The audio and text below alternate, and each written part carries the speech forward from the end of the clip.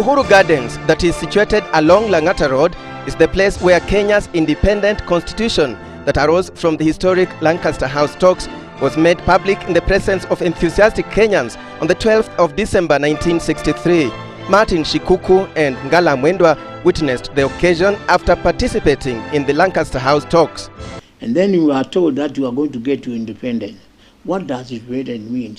You are going to have your president, your government, no longer Europeans, and so on. People are excited. They are excited. There's no doubt about it. There will be a difference because here is the Queen handing over independence to us.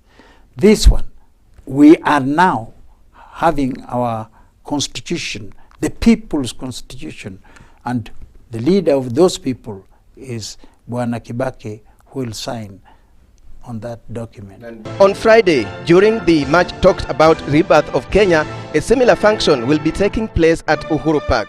To promulgate is to formally proclaim or declare a new law effective. Legal experts say it can be through gazettement or a process that involves both. After Kenyans passed the new constitution, the Independent Electoral Commission has already gazetted it, and now what is remaining is for the president to sign it. You'll remember that the new constitution now gives all power, sovereign power, to the people of Kenya. So there has to be a public witnessing of the promulgation. So the public witnessing led by our leaders, our elected leaders, gives it that legitimacy. So there'll be that public witnessing. The president will sign it at Uhuru Park, then make some remarks to declare it effective. Remarks that have already been scripted by the Attorney General, who is also the custodian of the various oaths that state officers will be taking thereafter. How about the Lancaster Constitution? How was it promulgated?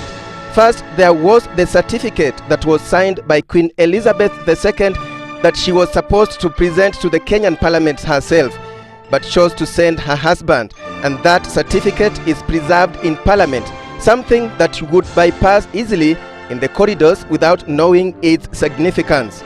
Some of the kids who come to Parliament may not be aware of it, and so one day I stood there, and the person who was taking them around did not know what that was.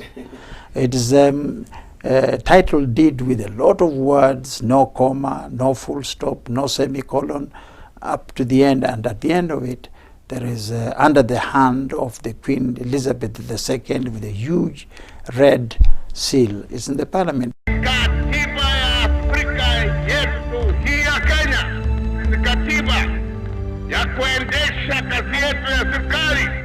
Then there was the lowering of the Union Jack at Uhuru Gardens and the raising of the flag of independent Kenya, with Kenyatta being sworn in as Prime Minister in December 1963.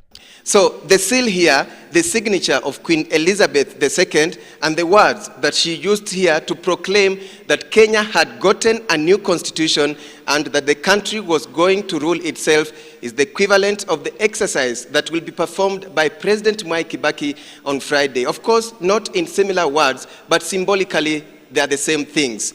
From Parliament, I'm Alex Chamwada, and back to studio.